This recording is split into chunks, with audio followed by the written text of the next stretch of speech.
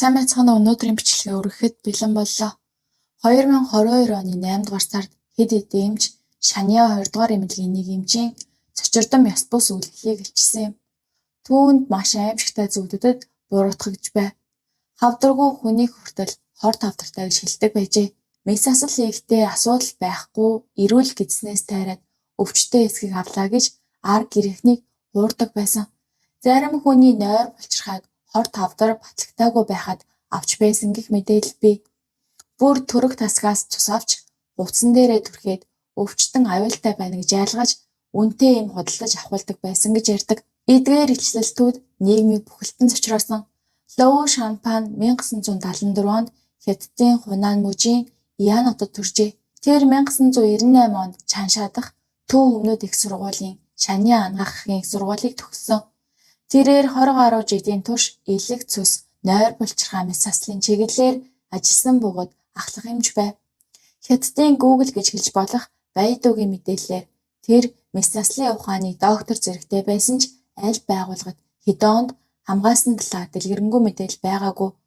2018 онд тэр Америк нэгдсэн улсад суралцаж молекул биологи, генетикийн шинжилгээ болон хоол боловсруулах замын хавдрын эмчилгээний чиглэлээр төвлөрөн судалсан. Лоу эмч ажлын гараагаа Хунан мужийн ардын эмнэлэгт эхэлжээ. Эхэндээ түүний хүчтэй ард талд байгаагүй ч онцгой ур чадварч байгаагүй. Гэхдээ тэр удалгүй эмнэлэгт яаж ашиг урамшуулал олдгийг сайн ойлгосон. Өвчтнөөр олон шинжилгээ хийлгэж эхэм ахуулах тусам өөрт нь ашигтай мөнгө ордог гэдгийг тэр хурдан ойлгожээ. Гэвч карьерийнх нь нөхцөл түүнд хангалттай урдан санагдаагүй. Хэвлэлүүдийн мэдээснээр тэр дараа нь эмнэлгийн захирлын охинтой гэрэлсэн бөгөөд энэ нь карьер өсгөхөд нь их давуу тал өгсөн. Гэвч 2005 оны 11-р сард эмнэлгийн захиралд авилгын эргээр баривчлагдахад Лоу тэр дорн энэ гэр бүлтэй холбоогоо тасалж эхнэрээсээ салсан байна. Үүний дараа тэр Хунан мужийн ардын эмнэлгээс гарч Чанша дахь Шаниа 2 дугаар эмнэлэгт орсон. Тэнд ерөнхий мэс асал болон элэгний цусны тасагт дэд ахлах эмч болжээ. 2020 он гэхэд тэр яаралтай тусламжийн тасаг руу шилжиж гэмтлийн төвийн дэд захирал болж ерөнхий яаралтай мэс аслын ажлыг хариуцдаг болов. 1958 онд байгуулагдсан Шаниа 2 дугаар эмнэлэг нь Хунан мужийн хамгийн том дээд зэрэглэлийн улсын эмнэлэг бөгөөд улсдаа 13-т эмнэлэгддэг. Тэнд 5300 гаруй ажилтан, 900 мэргэжилтэн, 3630 ор байдаг. Дэвшилтэд тоног төхөөрөмж нэр хүн дээр алдартай энэ эмнэлгийг Лоугийн үйлдэлүүд улс даяар сөрөг анхаарлын төвд оруулсан.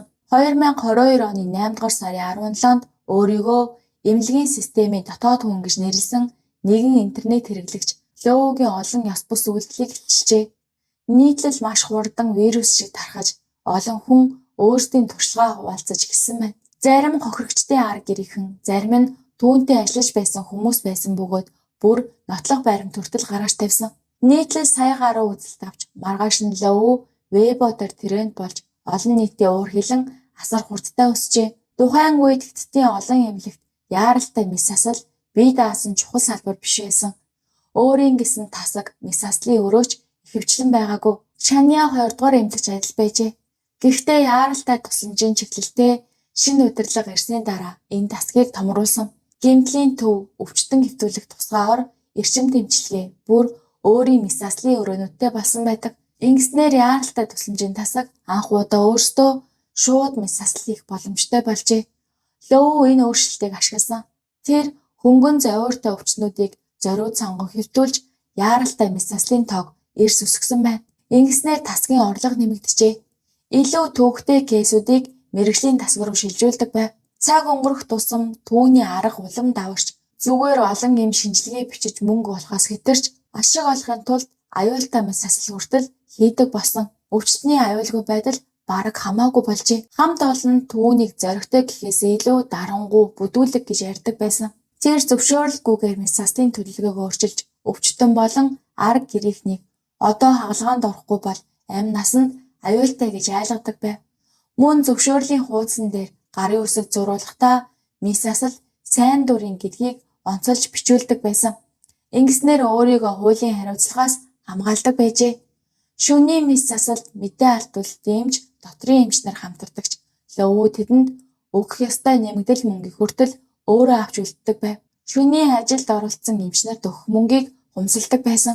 Сард нууцаар дор хаяж $150,000 орлого олдог байсан мөртлөө хамт олондоо хэдхэн төгрөг өгөхөөс хармалдаг. Мөн магистр докторт оруулах эрх мэдлээрээ оюутнуудыг шахаж өөрийнхөө төлөө туршилт хийлгэж эрдэм шинжилгээний ажил бичүүлдэг. Олон нийтийн өмнө тэр өөрийгөө эрдэмтэй, өвчтнүүдэд хайртай, нэр хүндтэй эмч мэт харуулдаг байсан. Нэг удаа Шаниа 2 дугаар эмнэлгийн сайт дээр нэг өндөр настай эмэгтэй хүнд мэс заслын дараа амь амарсанд нь талархаж буй түүх нийтэлж хүртэл байжээ. Гэвч бодит байдал шал өөр байв. Түүний буруутай үйлдэлийн талаар өвчтнүүд ар гэрийнхэн хамт олон удаа нууц гомдол гаргаж байсан ч юу ч болоогүй.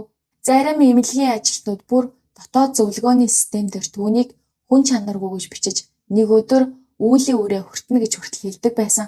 2019 онд нэг талдаа эмнэлэг түүнийг магтаж байсан ч нөгөө талдаа лөө буруу эмчилгээ хийж өвчтөнд 21 ширхэг цацраг итгэвт үр суулгаад хохирол учруулсан хэрэгт түр ажиллах эрхээ асуулжээ. Гэвч бараг ямар ч шийдгэлгүй өнгөрсөн. Гэхдээ шийтгэл нь ердөө 2 сар эм бичих эрхийг нь зогсоосоор дуусаж дараа нь тэр буцаад хэвийн ажиллаж эхэлсэн байдаг. Хаалгааны алдааг батлах амаргүй нотлох байрны дутуу бас хүмүүсээс урьдчилж гарын үсэг авчдаг байсан болохоор тэр олон жил хариуцлагаас мултарч явжээ.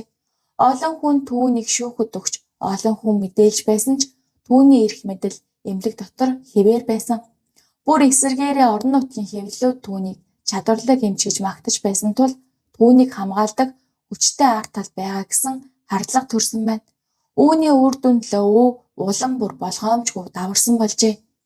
2022 оны 6 дугаар сард 52 настай Жан гэх эрийн хэрэг ил болсон. Ноён Жан жижиг хотоос Шаншаа дахь Шаниа 2 дугаар эмнэлэгт шулуун гэдэсний хавдрын эмчилгээ хийлгэхээр иржээ. Чангийн эхнэрийн эснэр Лоу ердөө тэмтэрч үзээд шууд том хагалгаа хэрэгтэй гэв. Өөрөөр хэлбэл хэвийн бие засах замыг хагаад гэдсэн дээр гадна нууц зүүдэг болгодог хагалгаа. Нэг хийлгвэл буцаад хэвийн болдоггүй. Лоу мөн энэ хагалгааг хийлгэхгүй бол Жан өгч магадгүй гэж анхаарсан. Жан хэвтүүлж хэд хэдэн шинжилгээ хийсэн бөгөөд хариун дээр хавдар аануусаас 8-аас 12 см-ийн зайд байгаа гэж гарчээ. Чангийн охин Шанхайд байдаг эмч найзаасаа зөвлөгөө авахад аануусыг хадгалж үлдэх боломж байж магадгүй гэж хэлсэн байна. Үүний дараа Чангийн эхнэр болон охин нь өөр төрлийн мэс заслын сонголт ярилцахаар Лоутэй хэд удаа холбогдсон. Гэвч Лоу маш түрэмгий хариулж "Эмчинд би чи биш. Миний төлөвлөгөөг дагахгүй бол энд эмчлүүлэх хэрэггүй" гэжээ. Чангийн гэр бүл өөр эмнэлэг рүү шилжүүлэх талаар бодсон ч олон удаагийн өвдөлттэй шинжилгээнээс болж тэр туйлдсан байв. Хятадд олон эмнэлэг өөр газар хийсэн шинжилгээний хариуг хүлээж авдаггүй тул бүхнийг дахин давтаж хийлгдэг байсан. Чан аль хэдийн хэд удаа колоноскопи гэдэс зэрлэгээ хийлгэж биеийг суларсан тул эцэст нь Лоугийн мэс заслыг зөвшөөрчээ. 7 дугаар сарын 10-нд Чанг хавдар авах аанус сэргийг хагалгаанд оруулсан. Гэвч хагалгаа хийсний дараахан нэг эмч гарч ирээд Чангийн түрүү булчирхай давцгийг мөн авах шаардлагатай гэж гэр бүлд хэлсэн байна. Охин нь өмнөх шинжилгээнүүдэд эдгээр эргэнтэнд асуудал байгаагүй мэдэж байсан тул татгалзжээ. Эцэст нь хагалгаа 7 цагаас илүү үргэлжилсэн ч түрүү булчирхай давцгийг авч чадалгүй үлдээсэн. Лоу энэ асуудлыг дахин хизээж дуртаагүй. Хагалгааны дараа Чан халуурч эхэлсэн. Лоу үүнийг тэжээлийн дутагдал гэж тайлбарлаад даатгалд хамрагддаггүй үнэтэй уураг нунтаг санал болгожээ. Тэр Чангийн эхнэрт эмнэлгийн доторх жижиг дэлгүүрээс тусгай нэг брендийн уураг нунтаг худалдаж авах зор хүртэл бичиж өгсөн байдаг. Нэг ууд нь бараг 500 юан буюу ойролцоогоор $70 байв. Чангийн эхнэр нөхөртөө өдөрт хагас ууд өгч байлаа. Үүнийг мэдээд Лоу загнаж "Чи хангалттай өгч чадахгүй байна. Ийм байвал нөхөрчин 24 цагч амьдрахгүй" гэж айлгсан. Айсан Чангийн эхнэр түүний хэлснээр нэмж худалдаа авчээ. Зөвхөн тэр нунтагт 6000 гаруй юан буюу $890 зарцуулсан. Дараа нь охин нь зах зээл дээрх импортын ижил бүтээгдэхүүнүүд үүнээс хамаагүй хэмт болохыг олж мэдсэн байна. Бусад өвчтнүүдэд ярилцахад олон гэр бүл ижил нунтаг хүчээр авсан байжээ. Лоу өвчтөн өөх гэж байна гэж байнга айлгаж үнэтэй нэмэлт бүтээгдэхүүн ахуулдаг байсан. Эцэст нь Жангийн гэр бүл өөрсдөө 100,000 янаас дээш мөнгө төлөв. Харин Чанга дөнгөж 52 настайдаа насан турш гизэндээ ууттай амьдрах болсон амьдралд нь маш хүнд нөлөөлжээ. Өөр нэг эмэгтэй аавынх нь нойр булчирхаа Дэлүг Лөвөө хор тавдрын эст батлагтаагүй байхад авч хайсан гэж хэлсэн. Үүнээс хойш аав нь байнга өвдөж тэр эмэгтэй Лөвөөг шууд бус аллах хийсэн гэж буруутгажээ. Мөн нийтлэлд өөр нэг хэрэг дуртагдсан байна. Лөвөө нэг залуу эмэгтэйг гэдэс бүглэрсэн гэж онцлоод робот тагалгаа хийсэн.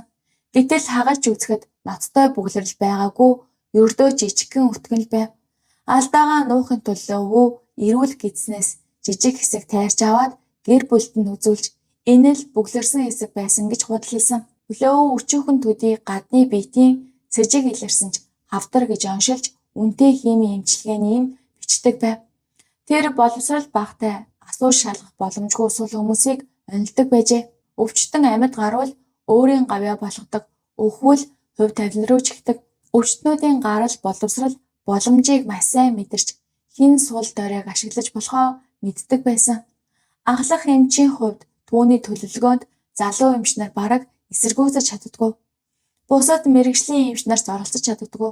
Иймээс болж хамт ажиллах хүмүүс нь бухимддагч мэдээлэлээс айдаг байжээ. Зарим нь Лөвөө Мисаслын өрөөнүүдээр явж чулуу цуглуулж халаасандаа хийдэг байсан гэж мэдээлсэн. Заримдаа тэр эрүүл цусны хүүдээ авсан мөртлөө тэндээс авсан мэт чулуу гаргаж ирээд ар гэрт нь амжилтаа авлаа гэж үзүүлдэг. Энэ залилан бараг хинч шалгадаггүй байв. Гэхдээ үүнээс ч аимшигтай зүйл дараа нь гарч ирсэн. Тэр түрэг тасгаас цус авч хувцсан дээрээ түрхээд өвчтний ар гэрийг зориуд айлгсан цусны жүжиг хүртэл хийсэн гэдэг. Мөн буруу эмчилгээний улмаас 30 настай залуу амиа алдсан хэрэгч бий. Хагалгааны үеэр Лөвөө түрэг тасаг руу орж кесар хагалгааны цуснаас авч хувцсан дээрээ түрхжээ. Цусанд будагдсан чигээрээ гарч ирээд ар гэрийнхэнд маш их цус алдлаа. Одоо цус өтгөргөө сэргийлэх юм ах уу гэж асуусан. Айд сандарсан гэр бүл хайртай хүний аврахын тулд юу хэрэгтэй гэснийг шууд зөвшөөрсөн. Лөвөө ийм аргаар хүмүүсийг айлган хүссэн юм тариа хэрэгслийг тулгадаг байжээ. Тэр хагалгаа бүрт хит их хэрэгсэл захиалдаг байв. Шаардлагагүй их хэрэгсэл онгойлгож хэрэглээгүй үлдсэнийг нь шууд хайдаг. Өвчтөн ашиглаагүй байсан ч цав нь онгойлгосон бол бүгд төлбөрт ордог. Тиймээс тэр зүйлс бүгд өвчтийн дансаас гардаг байжээ. Эмнэлгээс мөнгө олдгоос гадна эммийн компаниудаас шимтгэл маягаар их хэмжээний мөнгө авдаг байсан гэж ярьдаг. Интернет өмгөөлөгч Жанжаан өөр нэг хэргийг ил болгосон. Өвчтөн 30 настай эрэгтэй байв. Анх уушгины халдвараар эмнэлэг твцсэн байдаг. Харин хэвтэж байхдаа ноцтой ходоод гидсний цусаалтал болсон. Гэвч Лөвөө яаралтай мэс засал хийгээгүй. 15 цаг эмчилгээг хойшлуулжээ. Эцэст нь өвчтөн зүрхэн зогсох байдалд орж эрчим дэмжлэгийн шилжсэн. Дараа нь комд орсон байхад Лөвөө өвчтний аавыг робот мэс засал зөвшөөрүүлэхээр ятгсан байна. Робот хэвлийн хагалгаа дор хаяж $20,000 үнэтэй ихэнх хэсгийг даатгал хариуцдаггүй. Хамгийн ноцтой нь Лөвөө зүүн ходоодны артерийг зөв боогоогүй. Үүнээс дараалсан хүндрэлүүд үүсч эцэстээ өвчтөн нас баржээ. Тэр хүн ардаа ихнэр 4 настай хүүхэд 1 настай хүүхэд үлдээсэн. Ар гэрийнхэн Лөвөөгийн буруу эмчилгээ энэ 30 настай эцгийн хүүхэлд хүргэсэн гэж үзээд Лөвөө болон Шаниа 2 дугаар эмнэлгийг шүүхэд өгсөн байна. Шүүх эмнэлэг болон Лөвөө хоёрыг энэ хэрэгт тодорхой хэмжээнд буруутай гэж үзсэн. Гэхдээ яг ямар шийдвэр гарсан нь олон нийтэд ил болоогүй. Лөвөө өөрийн бурууг байнга багцгаж хариуцлагаас бултаж өвчтний өвхөлд өчүүхэн ч гэмшээгүй. Олон жилийн турш өвчтнүүд хамт олон удаа мэдээлж байсан ч ихэнх нь хариугүй үлддэг байжээ. Харин өвчтнүүд, хуульчид, эмнэлгийн ажилтнууд кейсийн материал, бичлэг, видео нийлүүлж онлайнаар нийтэлсний дараа эмнэлэг арга хэмжээ авч эхэлсэн. 2022 оны 8 дугаар сарын 18-нд эмнэлэг мэдэгдэл гаргаж урьдчилсан шалгалтаар Лөвөө дүрм журцсан тогтоогдсон гэж мэдэгдсэн байна. Түүнийг ажлаас халж жор бичих эрхийг нь түтгэлзүүлж мэс засал хийх эрхийг нь зогсоосон. Мөн нэмэлт шалгалт үргэлжлэн дүнг олон нийтэд мэдээлнэ гэж амласан. Энэ мэдээллийн дараа хамт ажилладаг хүмүүс нь бүгд мэддэг байсан. Гэхдээ бид юу ч хийж чаддгүй байсан гэж сэтгэл үлдээжээ. 8 дугаар сарын 28-нд хэвлэлүүд Лөвөөг Чанша хотын хяналтын хороо ноцтой хууль зөрчсөн үндслээр шалгаж эхэлсэн гэж мэдээлсэн байна. Олон жил хинч оролдож чаддгүй мэт явсан Лоу энэ удаа анх удаа бодит шийтгэл амсах хэмжээнд хүрчээ. 9-р сарын 5-нд Шаниа 2-р эмнэлгийн өөр 15 эмч өөрсдийн зөрчлийн улмаас шийтгэл авсан. Лоугийн хэрэг олон нийтийн эмзэг цэгийг хөдөлгөв. Энгийн хүмүүс Хятадд эрүүл мэндийн эмчилгээ авахдаа ямар хүнд байдалтай тулдгийг энэ хэрэг тод харуулжээ. 2023 оны 10-р сард Лоу 20 жилийн ял авч 9.2 сая янаар торгуулсан гэсэн цуурхал харсан. Гэвч дараа нь энэ худал болох нь батлагдсан байна. Зарим хүмүүс Шаншайгийн Дунд Чатын ардын шүүх рүү шууд залгаж асуусан. Тэндээс хэрэг одоо хүртэл анхан шатны шүүхийн шатанд явж байгаа. Шинэ мэдээлэл гарвал нийтлэнэ гэж хэлжээ. Өнөөдрийн хүртэл шинэ томоохон өөрчлөлт гараагүй. Лоугийн тухай мэдээллийг ихэнх нь нэрээ нууцлсан хамт олон өвчтнүүд арга гэрийнхэн хуульчдаас ирсэн. Гэхдээ эдгээр мэдээллийг үнэмшилтэй итгэж болох их сурвалж гэж үздэг. Эмнэлэг эдгээр буруутгалыг заасан мэдэгдэл гаргаагүй. Лоугийн үйлдэл олон үнэн жимчийн нэр хүндийг гутаасан. Өвчтнүүдийн эмнэлэгт итгэх итгэлийг эвдсэн байна. Эмч хүн ашиг олохын тулд ийм ёс зүйгүй арга хэрэглэж болно гэдэг хүмүүсийг айдас давтуулсан. Энэ зөвхөн эмнэлгийн ёс зүйн доголдол биш, шууд гэмт хэрэг. Гэхдээ олон асуулт хариултгүй үлдсэн. Тэр хэдэн өвчтнийг ингэж ашигласан бэ? Нийт хэдийн хэмжээний мөнгө хүмүүсээс авсан бэ? Эмийн компаниудаас хэдийн хэмжээний нууц шимтгэл авсан бэ? Хин түүнийг хамгаалж олон жилийн гомдлыг үл тоон шийтгэлгүй ажилуулах боломж олгосон бэ? Өнөөдрийн хүртэл Шаниа 2-р эмнэлэг эрх баригчид олон нийтэд хангалттай хариулт өгөөгүй. Лоугийн илэрхий хүн чанаргүй байдал түүнийг өвчтнүүдийн нөхцөлийг зориуд хүн дээр тайлбарлаж тэднийг болон арга гэрээг нь үнэтэй юм месаслын багаж эмчилгээний төлөвлөгөө хүлээн зөвшөөрөхөд шахдаг болгосон. Ингэснээр ашиг хамгийн дээд хэмжээнд хүрч харин хүмүүсийн амьдрал гэр бүлийн ирээдүй сүйдэж бай. Лоугийн хэрэг онцгой аимшигтайч энэ ганц хүний асуудал биш гэж ярьдаг. Хятадын олон эмнэлэгт шаардлагаас илүү эмчилгээ хийж мөнгө олдог явдал байдаг гэсэн шүүмжил бий. Эмч нар эм бичиж өгөөд эмийн компаниудаас нууц шимтгэл авдаг нь салбарын дуугүй дүрэн босонгийг шүүмжил байдаг.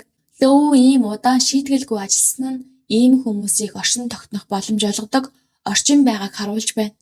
Тэр орчин Хятадын эрүүл мэндийн тогтолцоотой холбоотой. Өөрөөр хэлбэл эмнэлгүүд ажиллах мөнгөө босгохын тулд эмийн борлуулалтаас хэдий хамаардаг тогтолцоотой.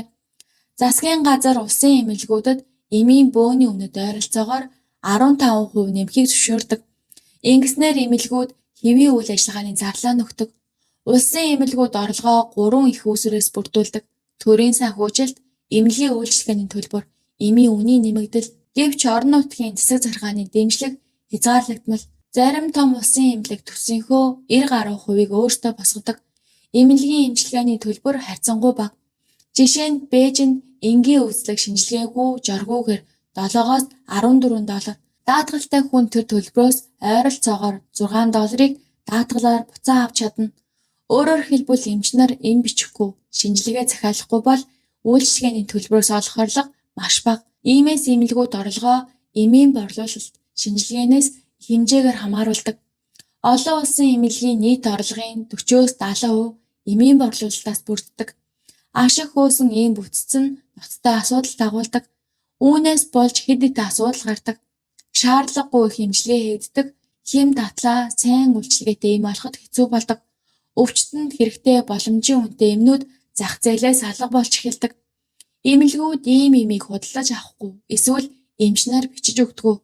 Үүний улмаас хямд эм үйлдвэрлэгч компаниуд удаан хугацаанд алдагдaltaй ажиллаж зарим нь дампуурдаг.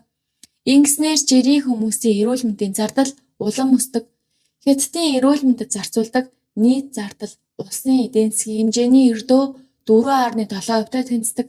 Ижил түвшний хөгжсөн орнуудтай харьцуулахад бага. Гэхдээ сонирхолтой нь ганц эмийн зардал улсын эдийн засгийн 2%-тай тэнцэж байгаа. Энэ нь Хятадыг дэлхийн хамгийн өндөр эмийн зардалтай орнуудын нэг болгодог. За ингээ өнөөдрийн бичлэг маань энэ өрөө дуусаж байна. Та бүхэн бичлэг маань таалагдсан бол лайк, сабаа заавал дараад өгөөрэй.